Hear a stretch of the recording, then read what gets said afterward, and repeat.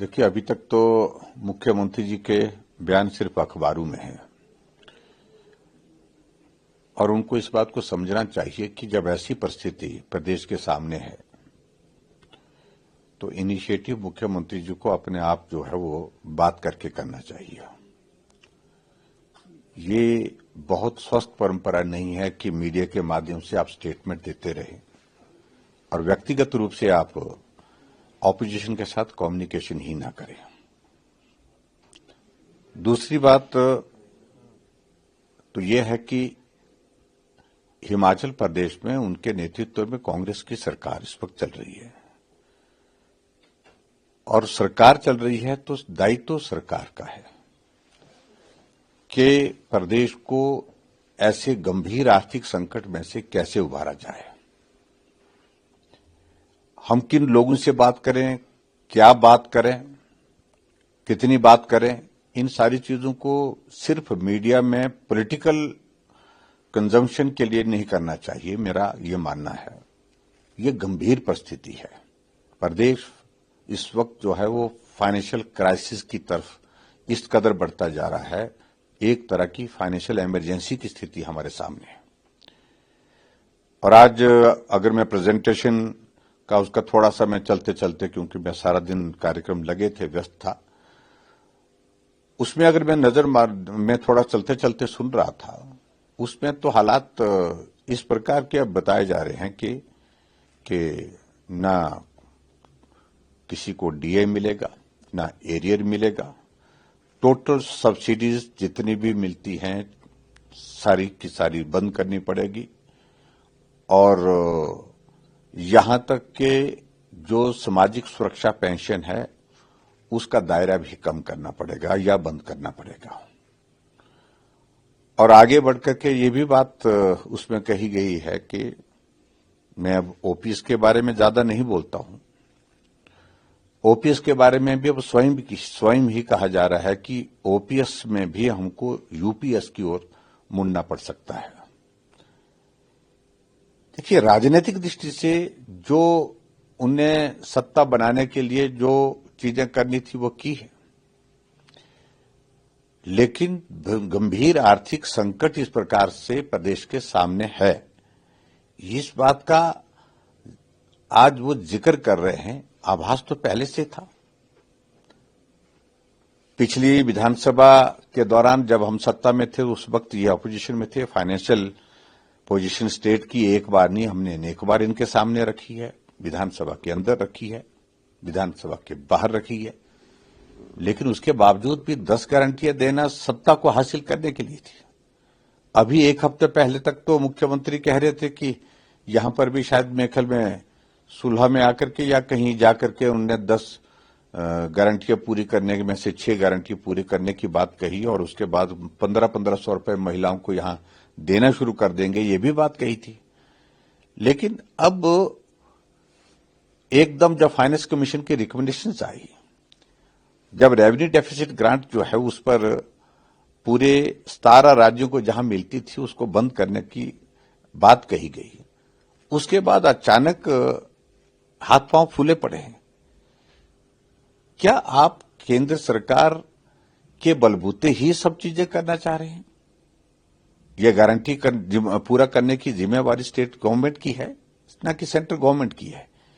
इसलिए बहुत सारी चीजों को लेकर के मैं कहना चाहूंगा कि इन बातों को लेकर के अब कहना उचित नहीं होगा, लेकिन हिमाचल प्रदेश में ही नहीं पूरे देश भर में 12वें वित्त आयोग के बाद फाइनेंस कमीशन ने बहुत स्पष्ट कर दिया था कि रेवेन्यू डेफिसिट ग्रांट जो है आप you can't take it for granted, कि ये अधिकार के रूप में नहीं आपको है। मदद कर रही है केंद्र सरकार, लेकिन ये हमेशा के लिए नहीं है। और इसलिए मैं इस बात को भी मैं कहना चाहूंगा, अब जरा जिक्र करें 11वें वित्त आयोग का, 12वें वित्त आयोग का, 13वां वित्त आयोग में देखें कि आप जरा जिस वक्त कांग्रेस की गवर्नमेंट थी उस वक्त कितनी कर आरडीजी हिमाचल प्रदेश को मिली है। 13वें वित्त आयोग की अगर मैं पकड़ूं 7,800 करोड़ रुपीज मिली है कुल जो 2010 से 2015 तक रहा, ये 7,800 करोड़ रुपीस की रेवेन्यू डेफिसिट ग्रांट मिली है। लेकिन मोदी जी आए तो उन्होंने 14th फाइनेंस कमीशन में 40,000 करोड़ रुपए हिमाचल प्रदेश को रेवेन्यू डेफिसिट ग्रांट दी, हाईएस्ट एवर। और उसके बाद आगे बढ़कर के जब 15th फाइनेंस कमीशन में, जब मैं चीफ मिनिस्टर था, उस वक्त भी फाइनेंस कमीशन ने अपनी मंशा जाहिर कर दी थी कि भाई ये रेवेन्यू डेफिसिट ग्रांट के बारे में आप लोग जो है इसको इसके हिसाब से आप मत चलिए। लेकिन हमने कहा कि कोविड का दौर है, पूरे देश की इकोनॉमी तबाह हुई है, इस वक्त हमारी भी इकोनॉमी बहुत बुरी तरह से तबाह हुई है, इसलिए आपको मदद करनी और पूरे देश भर में, क्योंकि हमने बहुत जोरदार ढंग से अपनी बात रखी और उसका परिणाम यह हुआ कि हाईएस्ट पूरे देश भर में सबसे ज्यादा 37,200 करोड़ रुपीस की revenue deficit grant Himachal Pradesh को मिली। आप तर्क के साथ रखो बात, फैक्ट्स के साथ रखो ना। आप फैक्ट्स प्रस्तुत कर रहे हैं, आप एक तरफ से कह रहे हैं कि हिमाचल 2027 में जो है वो आत्मनिर्भर हो जाएगा। मुख्यमंत्री जी कह रहे हैं, बार बार कह रहे हैं, एक बार नहीं 20 बार विधानसभा के अंदर कहा, विधानसभा के बाहर कहा कि 2032 में हिमाचल पूरे देश का सबसे समृद्ध राज्य होगा। वो फॉर्मूला क्या हम पूछते रहे, ना विधानसभा के अंदर बताया ना विधानसभा के बाहर बताया। लेकिन आज इस इमरजेंसी सिचुएशन में तो आपको बताना चाहिए कि मेरे पास ये प्लान है, जिसके कारण जो है 2027 में हिमाचल अपने पांव पर खड़ा हो जाएगा, यानी कि आर्थिक रूप से बिल्कुल अपने स्वावलंबन पर आ जाएगा और पूरे इसके साथ जो है किसी पर डिपेंडेंट नहीं रहेगा। तो मुझे लगता है कि आप जो भी बातें करते हैं वो पॉलिटिकल कंजम्पशन के लिए करते हैं, रियलिस्टिक चीजों को क्यों नहीं आप सोचते हैं। अगर आपके पास वो प्लान है तो प्रदेश जानना चाहता है इस वक्त कि आपके वो प्लान्स क्या हैं जो 2027 में आप कह रहे हैं कि भी आत्मनिर्भर हिमाचल बन जाएगा और 2032 में आप देश का सबसे समृद्ध राज्य बना करके देंगे। तो इसलिए ये गिमिक्स की पॉलिटिक्स छोड़नी चाहिए, उनको गंभीरता से लेना चाहिए। ये प्रदेश आप चला रहे हैं उस वक्त और प्रदेश के लोग गंभीरता से सदमे में हैं लोग इस वक्त, सदमे में हैं लोग इस वक्त। जो आज की ये जो प्रेजेंटेशन फाइनेंस डिपार्टमेंट ने की है कि आप फैक्ट्स बता नहीं रहे हैं, उनको छुपा रहे हैं, और जब फैक्ट्स जब सामने रखे गए हैं, अब कर्मचारियों को आने वाले समय में सैलरी का संकट होगा, पेंशन वालों का पेंशन का संकट होगा, डीए और सारी बाकी चीजें तो आप छोड़िए। अब बता रहे हैं कि भी बिजली पर सब्सिडी बंद होगी, गारंटी तो 300 यूनिट की दे रखी है आपने। पानी पर जो एक्चुअल रेट होगा उस पर आपको खरीदना पड़ेगा। बसों की जो एचआरटीसी को आप जो सपोर्ट देते हैं, ग्रांट देते, तो उसको बंद करने की बात कह रहे हैं कि वो भी संभव नहीं है। लायबिलिटीज आपकी इतनी सारी स्टेट की है जो देने को है, उन सारी चीजों को लेकर के मैं यही देख रहा था कि सब चीजें बंद करने के बावजूद, विकास कार्य बंद, सामाजिक सुरक्षा पेंशन बंद, उसके बाद आपका एरियर बंद, उसके बाद आपकी सब्सिडी बंद, और उसके बाद डीए बंद। ये सब बंद करने के बाद नौकरी पर प्रतिबंध, सब चीजें करने के बाद भी फाइनेंस सेक्रेटरी कह रहे हैं कि हमारा 7,000 करोड़ रुपए का गैप रहेगा, जिसको हम पूरा तब भी नहीं कर पाएंगे। तो इसलिए बहुत बड़ा संकट है, गंभीरता से लीजिए। आप थोड़ा गंभीरता से इस बारे में बातचीत करिए, और ये पॉलिटिकल में के नेतृत्व में जाने के लिए तैयार हूं, उसके नेतृत्व में जाने के लिए तैयार, लेकिन पहले बैठ करके बातचीत करिए, आपस में चर्चा करिए कि किया क्या जा सकता है। बजट सत्र भी कॉल कर दिया गया है?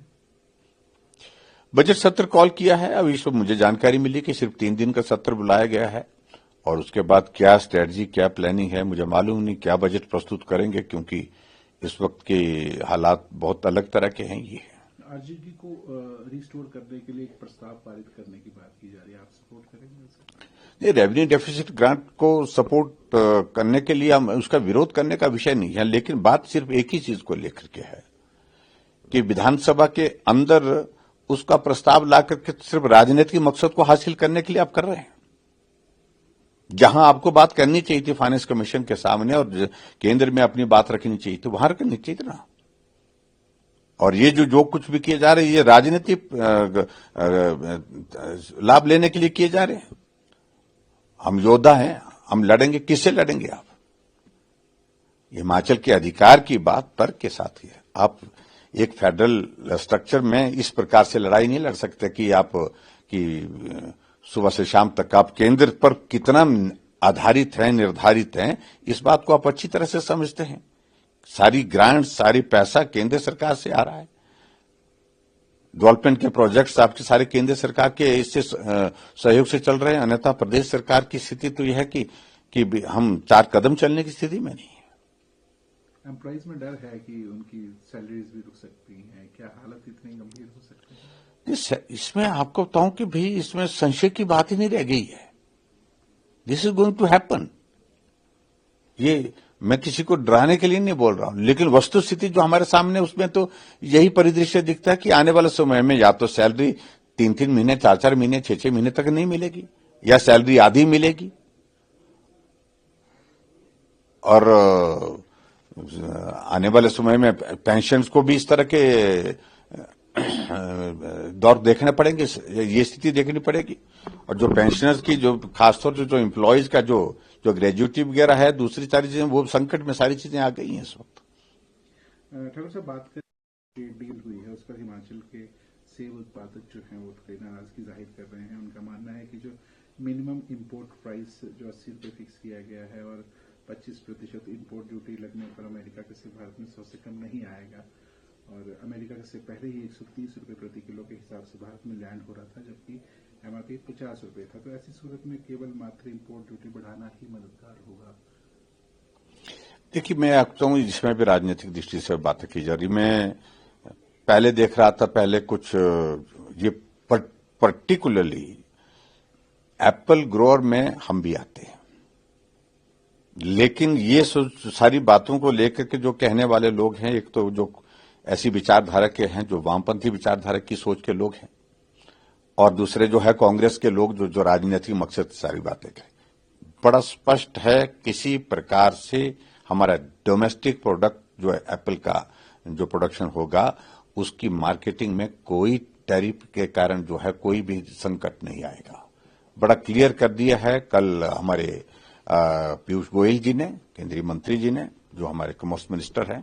तो इस बात को लेकर के मुझे लगता है कि अनावश्यक रूप से भ्रांतियां फैलाना उचित नहीं है, और हमारे हितों को प्रोटेक्ट किया है। मैं प्रधानमंत्री नरेंद्र मोदी जी का इसके लिए आभार व्यक्त करता हूं कि उन्होंने हमारे बागबानों के हितों की रक्षा की है।